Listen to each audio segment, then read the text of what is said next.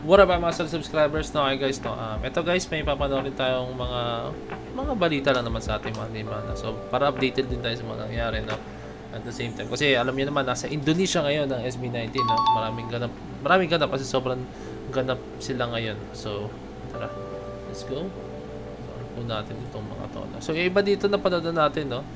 I mean sa ibang account, no. SB19 Singapore concert made these casual concert goers into instant fans.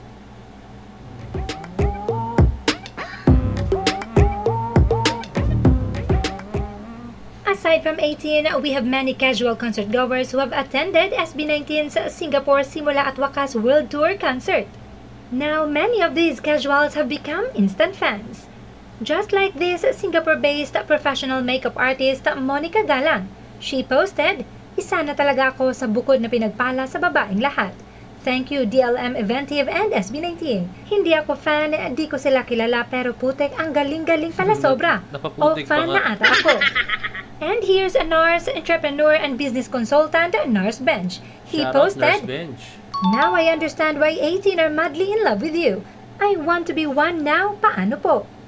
Being hailed as the P-pop kings, we are fortunate to witness as SB19 continues to push Filipino music beyond borders and solidifying their influence on the global pop stage. Nakaka-proud as Pinoy that we have this kind of amazing talents to show the world. Their trademark blend of powerhouse vocals, synchronized choreography, and heartfelt connection with fans, no doubt that these purely talented individuals delivered the arena of Singapore with unforgettable night of celebration. And also, here's a video review from a professional photographer, Jepoy Perez, also known as the Igorot Snapper. So, kakatapos na ng concert.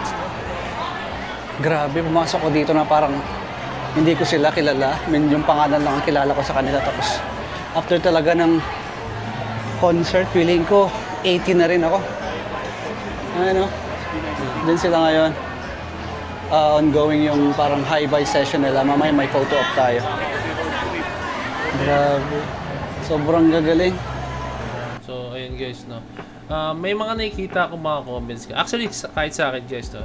May nakikita rin mga comments na, alam mo yun, once na mapakinggan mo daw ang SB19, no, talagang although totoo naman talaga, no, once mapakinggan mo ang SB19, parang malalak ka na rin po talaga, no, like, alamin mo na yung mga kanta nila, history nila, to the point na pati yung kanilang mga pinagsimulan, kung saan sila nanggaling ng grupo or kung ano man, di ba, no? So, alam mo yun, yung history mismo, kakalkalin mo pati yung mga kanta nila before, kung saan sila nanggaling, pati yung mga to the point na, kunyari, si Stel, di ba, galing sa Seiyon, no? Malala mo yun, kakalkalin mo yun, guys, no? Yung mga ganong klaseng moment, no? Kumbaga, parang malala ka na, alam mo na history, no? So, ganun din yun, guys, pag may naging idol kayo, di ba? Ganun din kayo, pag may naging idol kayo. Like, kunyari, may isang idol kayo, alamin mo yung history, yung mga dati niyang kanta, kung paano siya nagsimula, kung paano sila napunta ron, no? So, ganun din, may mga taong ganun na casual fans turn into 18. Let's go, no?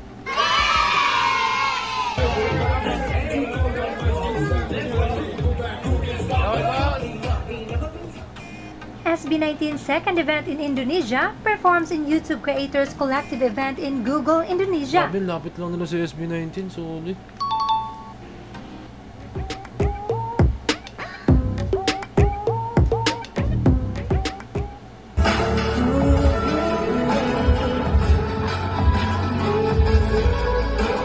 SB19 is making the most of their time in Indonesia as they head on to their next event. They performed at the YouTube Creators Collective event in Google Office, Indonesia. Ito yung suot din nila nag-ano sila, no? Tawag dito, nag-perform sila ron sa school, no? So, I think after neto, doon sila dumiretso, guys, no? Sa school mismo, no? Solid, ah.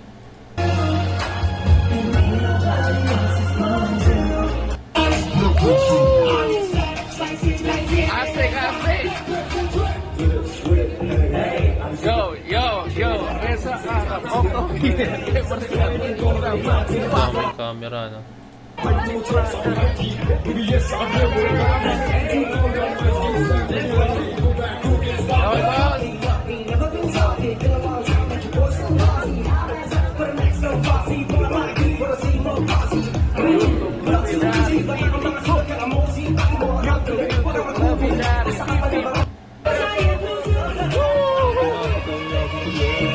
Joget ka!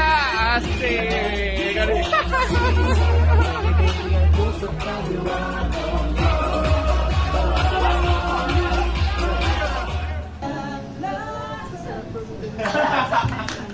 Guys, thank you so much. Oh, thank you so much. Now, I'm very insecure. Ba, napa-TikTok pa nga.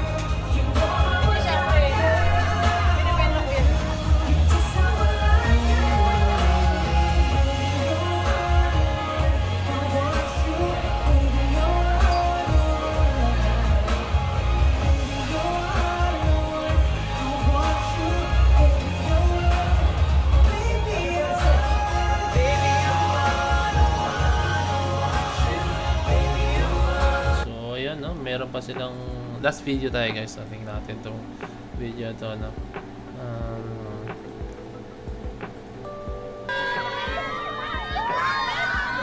Ay, wait lang, naglolo ko. Shoutout, naglolo ko ang aking computer. Yan.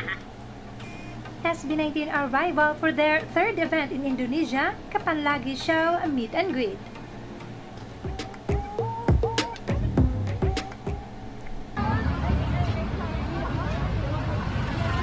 Pila. Yung pila guys, akala mo nasa Pinas lang sila.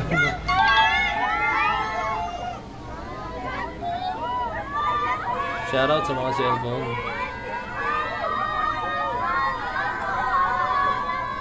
Paano kayang hinatak ng SB natin yung cellphone tapos binato yun? No? Hindi, joke lang din ang gagawin niya.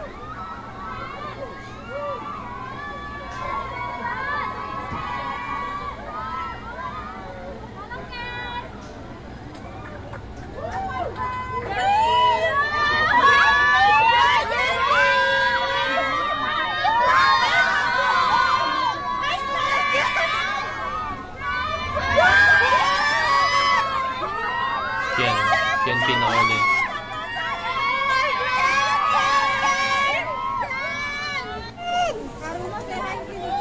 Halo Justin! Justin!